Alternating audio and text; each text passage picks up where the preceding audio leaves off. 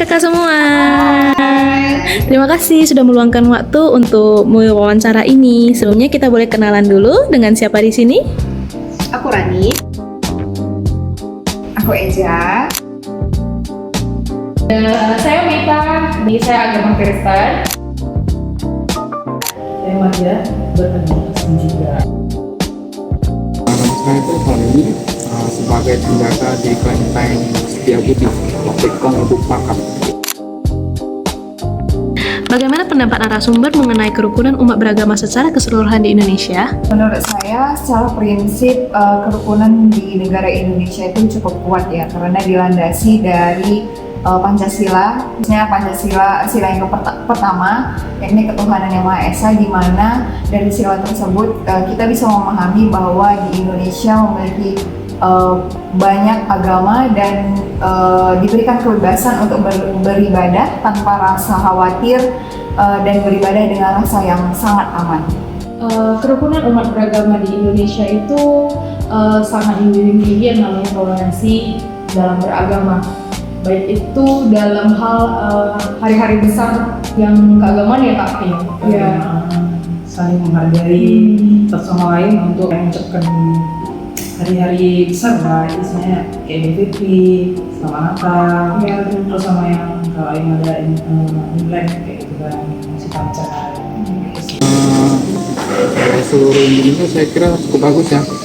Lantas menurut pendapat narasumber dari skala 10 sampai 100, sudahkah kerukunan antar agama di Indonesia tercapai dengan baik dan bagaimana kondisi kerukunan khususnya agama narasumber dengan agama lain di Indonesia?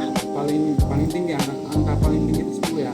Jadi 10 dapat 1. Kalau menurut saya pribadi untuk skalanya itu ada di 70%, dan untuk dibilang baik atau enggaknya kita nggak bisa bilang baik, dan sendiri mungkin lebih ke belum tercapai yang artinya kerukunan umat beragama. Aku sih masih tercapainya 60%, karena yang kita juga dari beberapa media yang menggambarkan masih adanya keinginan agama ini daripada agama yang lainnya. Kalau misalnya untuk baiknya dalam agama ini sih masih belum.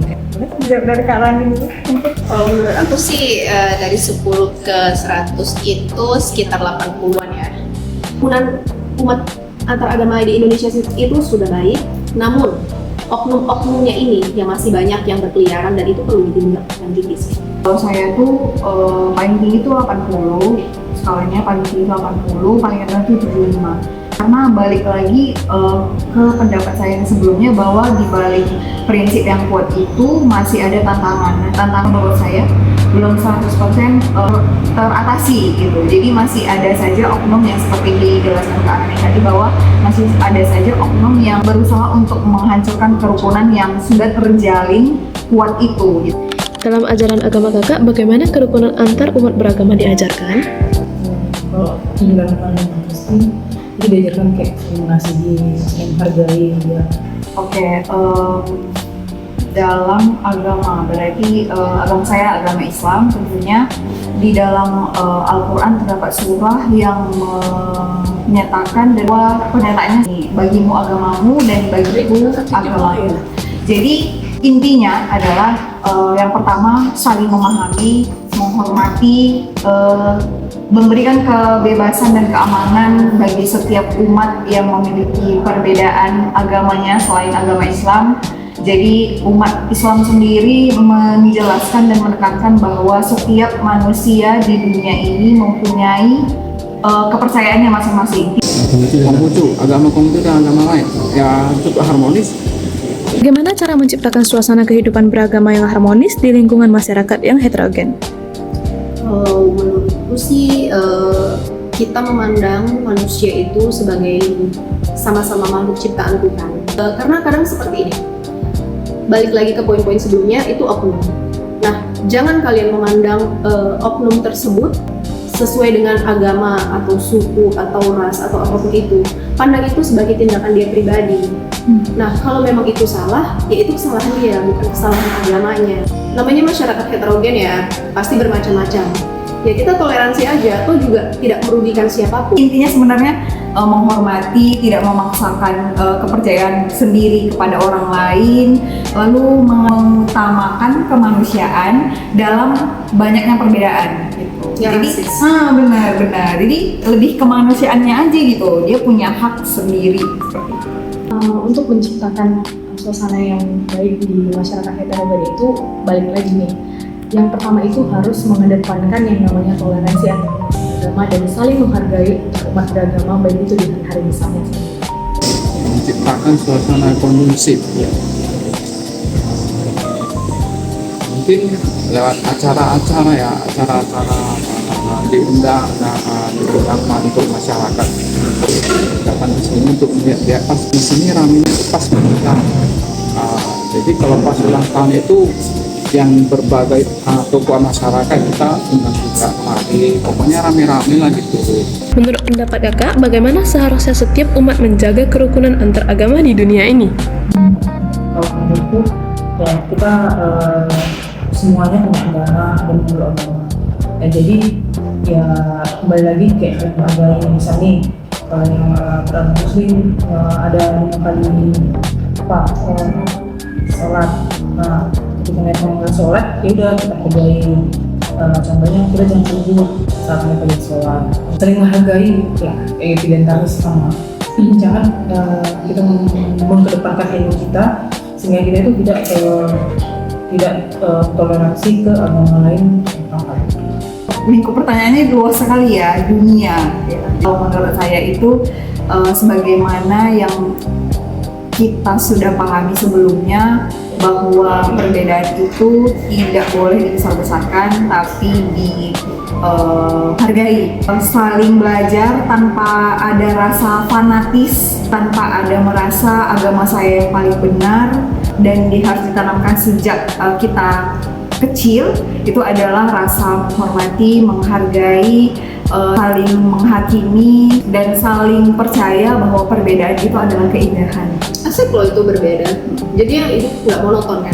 Kalau misalkan kayak kita satu agama aja nanti kayak aduh bosen kayak gitu kan. Jadi hitam putih aja. Apa sih enaknya dunia kayak gitu? Kalau Perbedaan itu anugerah sebetulnya. kayak sekarang nih masa bencana nih. Kan banyak juga kan semua agama itu bantu, mereka nggak ngelihat ih kau muslim, kamu Nasrani, betul. Hindu, itu nggak ada yang seperti itu. Jadi mereka semua saling tolong menolong, gotong royong itu atas perikemanusiaan. Untuk menjaga setiap kerukunan agama itu saya kira tergantung individu masing-masing ya. Tergantung agamanya. Agamanya kan tuh kita kan tahu semua agama itu mengajarkan yang baik-baik aja. Itu terasa kalau untuk harmoni itu tergantung individu. Mana seharusnya dan peran pemerintah untuk menciptakan kerukunan beragama bagi seluruh warga negara? Peran pemerintah itu sangat dibutuhkan dalam melaksanakan beragama. Yang pertama itu menjamin kebebasan antar umat beragama, dan yang kedua itu lebih ke jangan membuat isu agama itu sebagai kepentingan publik karena jatuhnya akan memberikan asumsi-asumsi yang nggak baik antara satu agama dengan agama yang lainnya. Terus yang ketiga itu menyediakan layanan administrasi yang dimana kayak perizinan rumah ibadah, kemudian pelayanan sosial yang adil dan transparan, dan pasti akan tercipta semua umat beragama itu baik adanya. Kalau secara pemerintahan, menurut aku itu memberikan pelayanan yang setara. Yang balik lagi ke Pancasila kan, keadilan bagi seluruh rakyat Indonesia, seluruh. Dia di situ tidak ada rincian harus suku ini, harus agama ini.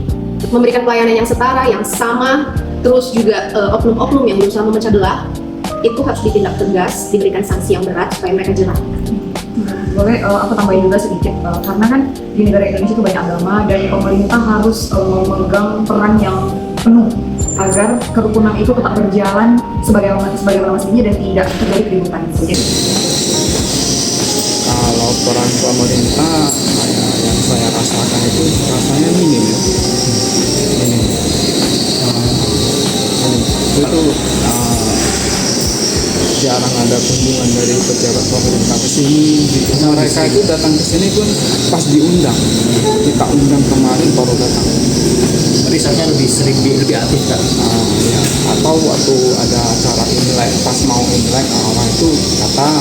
Memang ada datang sih tanya kondisi keamanan gimana, mau dijaga nggak lingkungan kelentengnya ini gitu.